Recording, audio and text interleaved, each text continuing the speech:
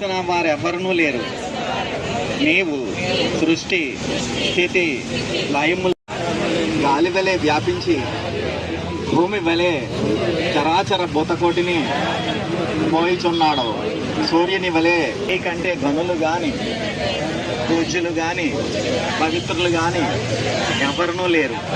ఓ స్వామి, నీ మహిమ, నీ శక్తి, నీ వైశాల్యము, నీ నిజ తేజము ఎల్ల మానవ జీవకోటికి ఆధారభూతమై ప్రకాశించే వారికి దుఃఖములు లేవు. ఎన్నో మనస్సులో నుంచి వారికి భయం లేదు. మేము పామరులు, దీనులము, ఇదే దిక్కని వారి గురించి ఎంత చెప్పినా తక్కువే. ఎందుకంటే ప్రతి దానిలోనే ఆయన ప్రాధాన్యటువంటి ప్రముఖ వ్యక్తిగానే ముందుండేవారు. మరి కాకినాడలోని ముస్లిం లీగ్ సమావేశంలో, అలాగే విశాఖపట్నంలోని స్వాతంత్ర దినోత్సవ సమరవీర సభల్లో వారు ఎన్నో సభల్లో వారు సభా సభ్యులుగా వారు ఉండడము, సభను వారు చెప్పడము, అందరూ వినడము, ఇలా ఎన్నో జరిగాయి.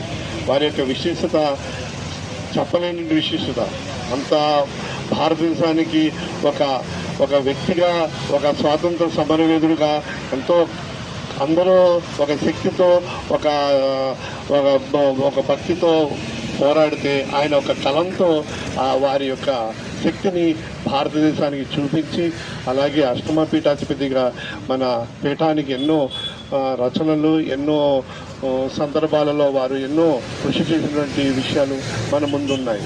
మరి వారి గురించి మనం ఎంతైనా చెప్పుకోవచ్చు.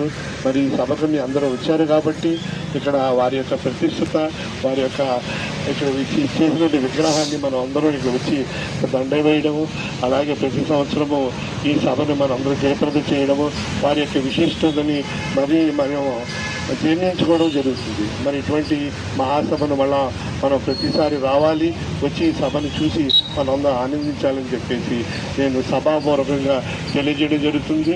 అలాగే కాకినాడ శాఖ వాళ్ళందరికీ ఈ సభ ఏర్పాటు చేసినందుకు సభా సభ్యులకి, సచేతలకి అందరికీ నా నమస్కారం.